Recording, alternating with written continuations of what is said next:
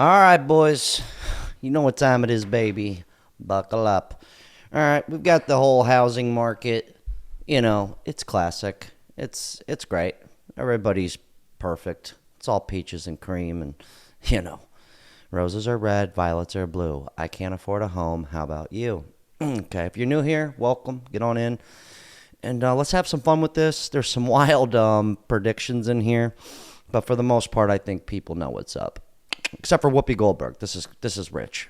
Sorry, if you only want to work 4 hours, it's going to be harder for you to get a house. We busted our behinds. We had to bust our behinds. Whoopi, here is the problem millennials are facing today. If you look from 1980 all the way to 2019, the average home prices, this column is what's important. This was the income needed to qualify for the average home. Every year, even before the 80s, for the past 50 years, the median household income was more than what you needed to qualify until 2023, where the income...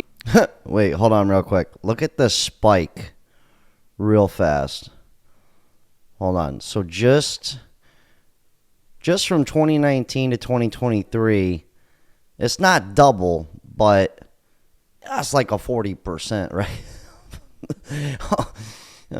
needed to qualify is more than the median household income. And another thing you have to look at is this column over here, which is rent. You could rent for just 14% of your income, 17% of your income, 16% of your income. But look when millennials entered the chat, 25%, 25%, 30%. This is when rent prices started to go up. Now, millennials could have bought here, but what people forget, in 2010, the youngest millennial was 14 years old. So we're being forced to spend 30% of our money on rent as a family.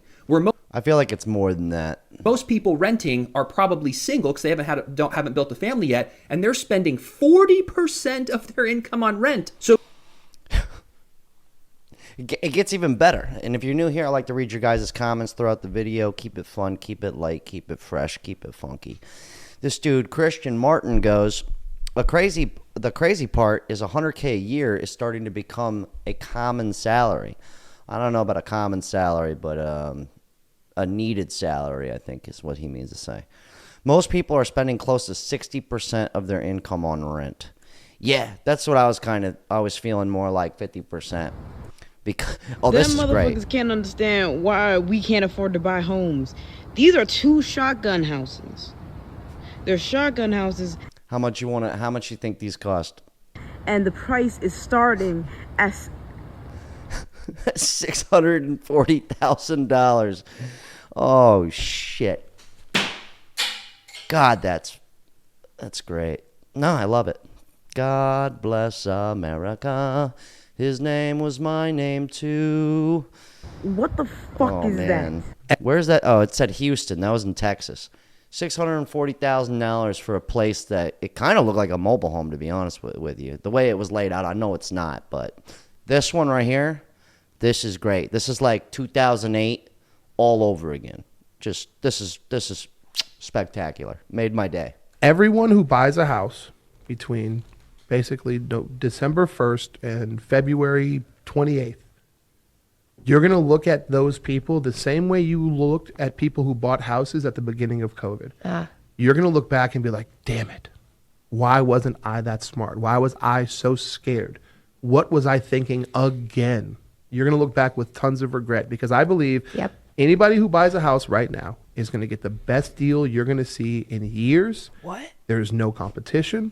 And the second that these rates drop, you're going to see millions of buyers jump onto the market, and housing prices will never be the same. This is going to be your moment. That's my prediction. And if I'm wrong, if we come back a year from now, 6 months from now, and the market hasn't changed and nobody's making a ton of money, pies all in my face. But I'm telling you, they were laughing because they're like, dude, you're going to have a lot of pies in your face. Fucking retard. Hey, he's got a hot take. Maybe he's right. Maybe I'm tripping, but I highly doubt that. This is where it kind of talk about 2008. This guy's Michael Bordenaro. He's always talking about housing stuff on his channel. If you're new to my channel, I talk about a lot of things, but yeah. I was in the internet for some old headlines from back in 2007 talking about, oh, we're going to hit a soft landing in the economy. There's going to be no recession. Home prices are going to continue going up throughout 2007 and 2008. Those are all lies that they told back in 2007, even going back as far as 2006. And so today we're seeing the same exact thing happen again. And it kind of drives me crazy, like it drives me crazy that we're seeing it. And we already went through this like 16, 17 years ago, but that was like long enough ago in the past where people kind of forgot, what happened back then. And the only way to remember is to go back in history and kind of look and see what exactly did happen. So, yeah. So this is where the gentleman that was saying, buy now, you're going to regret it in the future if you don't. He looked like he was probably between 30 and 40 years old. Even if he was 35, in 2008, he would have been like 19 years old. Because I was 18 when the housing thing hit. This movie here is called The Big Short. If you've never seen it, highly recommend the movie. It's based on the 2008 crash. And it's actually a great movie. It's like serious and funny. It's like that healthy mix. And that's right up my alley. But so what the guy was saying, like, buy now, like, don't be an idiot. It's literally like, I don't think that dude was old enough. Because I wasn't old enough. I was 18. And I saw that my parents got screwed. We lost our house. We were fine. We bounced back. But, like, when you're 18, you don't really know that. So that dude who was talking all that shit out of his ass, maybe he's right. I don't know. But I don't think that dude saw what happened. Or maybe he was too young to understand, or maybe it didn't affect his family. I don't know. But anyways, point of the story is I think that dude's kind of full of shit. Anybody anyone with half a brain can see that it's not good. It is not looking good. It's cool though. We're gonna make it. This guy goes, I bought a house in 2019 right before the pandemic hit. Monthly payment was like $1,000. Within 2 years, it jumped up to $1.6K because of taxes, insurance, and whatever. The actual mortgage rate and the loan is unchanged, but if applied for today, he would have been denied. Would have been shit out of luck. But that's the thing a lot of people aren't thinking about. Even me, I own a house, and in the last 3 years, my mortgage has gone from $1,200 to $1,500. And now next year, it's probably going to go up to $1,700 or $1,800 just from taxes, insurance, the whole nine. But what happened in that movie, The Big Short, basically a bunch of people signed loans where there was an adjustable rate. So how this guy, we have a new adjustable rate now, though. It's called taxes and insurance and all that. So this guy basically got an adjustable rate where he's paying $1,000. Next thing you know, he's paying $1.6. So that's kind of a thing where somebody's going to jump into a house at the top of the market. You think you're going in and you're going to be paying $2,200 a month. Next thing you know, you're paying $28. And it might not seem like a big deal. I know some of you guys out there are just rich, I guess. But it's just something to think about, though. Something interesting. I feel like something interesting is happening with cost of living in the United States, where like cities that are traditionally regarded as low cost of living, their cost of living is actually raising to meet high cost of living areas. I say this as somebody who lives in Los Angeles. Let me explain. We could tell. No, I'm just kidding. So around a year ago, I had a video go viral on the internet where I said everybody who works at my company who works full time makes, I think at the time, $71,000 a year. I said we're all lower middle class. And when I tell you the pushback I got when I said that, people were like, $71,000 a year is not lower middle class. You are all rich. And now when I tell people, yes, we live in Los Angeles, we're all lower middle class, we earn $73,000 a year, I get comments like this. Because $70K in LA is basically poverty level, right? You know what's funny, though? Is like when you go outside, well, I guess not. Doesn't seem like people are balling too hard. But, people discount $70,000 a year. Like $70,000 a year, even today. I know it's not the best. I get it, right, guys? Anyone in here? Like I understand, but it's still pretty good money. And the fact that you can't even afford to, that's awesome. I love it. Everyone's like $73,000 a year. That must be poverty in Los Angeles. But what I've noticed is that cost of living in traditionally low cost of living areas is getting so freaking high that it might as well be LA prices everywhere. Yeah, literally. That's why I plugged that in there, because even if you want to go somewhere, well, I get it. I live in South Florida. You can go get a 3-bedroom house for $500,000. Sign me up. But in Tennessee, for $500,000, I mean, you're going to have like a 6-bedroom crib. So I feel like it still is a little bit different everywhere, but she's not wrong. It's pretty crazy. I did a video recently on the van life epidemic and everybody living in their cars, and I get why. The traditional route, no one can seem to barely hang on. Not to mention, most of us are doing it alone, or we don't have a family to work with. This guy goes, I'm living in a school bus on my uncle's property to cut out the bills. Getting solar next week to install, and I'll be completely off the grid. Well, minus you're living at your uncle's house. He goes, this is not the life I wanted to live. It's the life he's forced to live. I hope everyone finds their way through the mess like I did. Maybe there will be a light at the end of the tunnel. Yeah, nothing lasts forever, man. Like, that guy's probably going to be chilling later down the road. Or maybe he'll just love the van life, the bus life. You know, the wheels on the bus go round and round. Maybe. Here's some more comments from the van life thing. He goes, this dude goes, 4 years ago, a 2-bedroom was $1,100. Now it's $2,000. A 1-bedroom was $875. Now it's $1,460. Because living in a down by the river has become a major flex. It has. This guy goes, I'm currently living in a van, not because I'm down. I make $60K a year, but I refuse to spend $1,600 a month on rent and on a 500 square foot studio apartment. Yeah. Like, but that's where we're at. It's like we just have to get super creative. And I'm putting up this mobile home here because my dad, when the financial crash happened, one, he was hooked on drugs and alcohol, so that didn't help. But two, his business, which was super successful, took a massive dump, right? Just, he ate it. And so he ended up having to go live in a trailer park, which was really odd because, you know, we were living in a pretty nice house. He drove a Porsche. He had 7 employees, you know, so it's kind of odd to go from that to having to live in a trailer and him not having any money to put a down payment. And I remember I had to give him $1,200, but that was literally $1,200 was like first, last, and security. And his monthly rent was $450 for this. And he had a 2-bedroom. Look just like this. Look at the price now. $1,850. Do you hear what I'm saying? $450. The same unit. And this is in Green Acres, Florida. Not the nicest area. It's not Hood, but it ain't 1850 mobile home nice. No. So anyways, I just bring that up because this was kind of like a last resort you used to be able to go to. But now the new mobile home is literally a car or van. Yeah, I just thought I'd bring that up. Just something I've had to deal with before. So I just watched my 87th TikTok about how a couple who was married and both have college degrees can't buy a house. Can we all just level for a second? Disagree. Yeah, that's where we're at.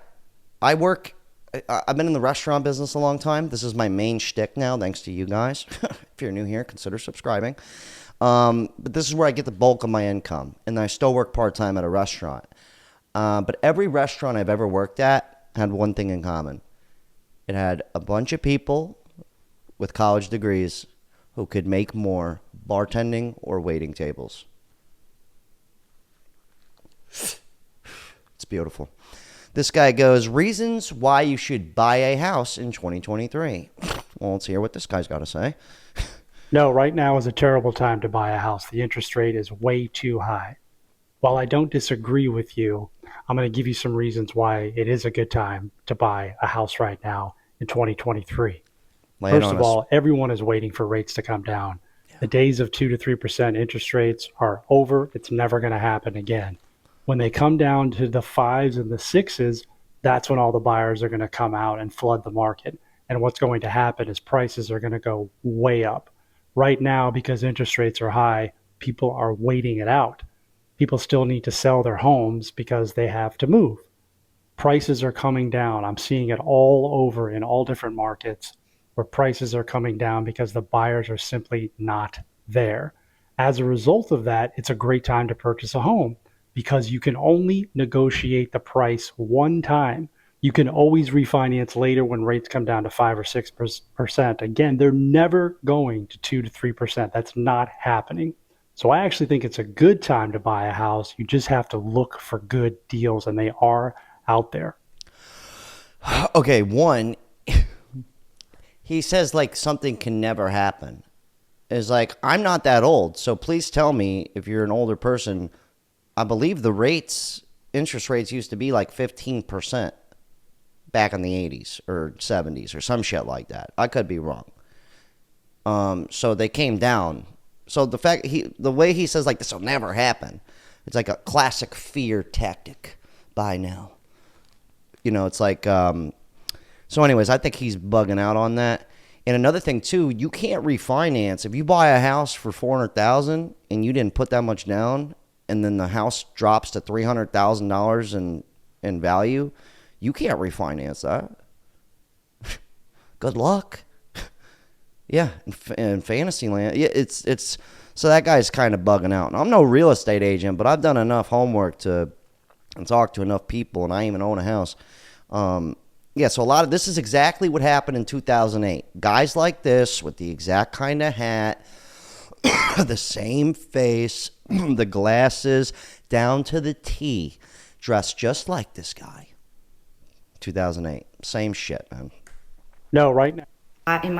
Do not take Now this lady has got it. We're getting to the end here. Just be patient. We're coming full circle here. any housing advice from a realtor right now. None. Zero. It is not a good time to buy a house. Take it from this millennial. Whenever I was in my early 20s, I lived in the DC metro, Northern Virginia. And, we were just starting out. We were young. We didn't have a lot of money, but we were doing okay. We could not afford a house. So we held out. We didn't buy, and thank goodness we didn't, because everyone who bought ended up losing their house or going under in their house, and they couldn't get out of it.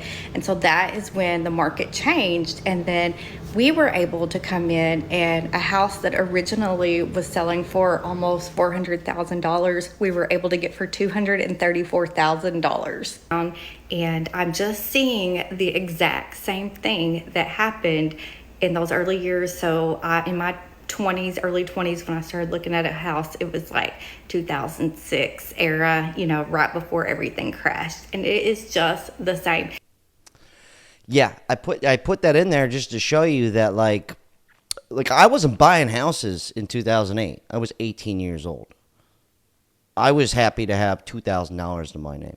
You know what I mean? And looking forward to the party on Friday night. But like we're at that same point. And you know how people always say, like, you voted for this, or what about the whole vote with your wallet shit? Everybody wants to talk about that. Well, I think that's the time now where it's kind of like people aren't buying for a reason. It's because it's a ripoff. It's like, do you imagine buying a house for $500,000 and the next year it drops down to $350,000? I'd be pretty pissed, just a little bit, be a little upset. We're going to end on this note. This one was sent in by this dude called Shape. Call me Shape. He's got a YouTube channel. This one's trippy, man. Get ready for this. 1900s, you used to be able to buy an entire house from Sears. Specifically from the Sears catalog that looked like this. You'd see one that you want to live in, like Modern Home number 102, and then you would pay Sears $2,065 for it. And then Sears would just ship you all of the materials you need to build a house. Dude, Sears, they literally just they go, yeah. He goes, what's your plan on this big place called Sears? What are you guys gonna sell? He goes, everything. You name it, houses, foosball tables, cars, little tchotchkes. Yeah, salt and pepper shakers for the house. We sell it all, baby. Could you imagine? Bought a home from Sears. That's awesome. House in large crates. They would, of course, ship all the lumber and nails, but also all of these small things like the hardwood flooring and the door hinges and the clawfoot bathtubs. And then once you put it all together, it was like a real, solid, actual house. And a lot of them are still standing and being lived in to this day. But now you can no longer buy a house or really anything from Sears. But you can still find the instructions to build these houses, including the supply lists. Oh, that's and sick. I want to build one. So this is my official submission to the art list. all right, chill out. But dude, think about that. Sears had an awesome idea. They go, what do people need? They need food, they need water, and they need housing. Well, let's sell houses, baby. It's perfect. But they did it at like an affordable rate. Now it's like, what do people need? They need water. Oh yeah, we're gonna charge them a water bill every month, and we're gonna sell this shit out of plastic. All the local springs, we're gonna turn into state parks that you got to pay to come into. Food? Oh, they want food? What? Yeah, that's where we're at, though. Housing? Nah, I don't think so. No house for you. Hey, that's just where it's at. I'm not saying we can't buy houses. I'm not saying things won't turn around. I'm optimistic. I think things are going to take a massive, just a dump. Just going to. This guy goes, but this is how far people are going now. This guy goes, I decided to not be a part of the rat race anymore. Everybody can do what I do. This is extreme. He goes, I went to live in the forest. Less than a mile, I have a grocery store where I could afford some food. Didn't have enough money to build myself a shelter and made it out of cardboard boxes. Unreal. I don't know how true that is. But my point is like normal way of getting by it just doesn't work anymore. It's like we got to get super creative. There's definitely ways to get around all this shit, but the old way of doing stuff, it's like, forget it. But anyways, we'll end on a positive note here. This guy goes, I put out a video yesterday about all my failures and businesses I've tried and endeavors I've tried that I just failed completely at. But this dude goes, people overestimate what they could accomplish in a year, but underestimate what they can accomplish in a decade. That was beautiful. He goes, failure is a natural part of life. The important thing is to remember is to get back up and keep going. Yeah, I put that in there because he's totally right. Like, honestly, if you were like, hey, I'm going to buy a house in the next 2 years, that might seem a bit difficult. But if you were to plan on buying it over the next decade, I'm pretty sure you're going to be able to do it. Like, absolutely. Especially when things take a dump, because they will.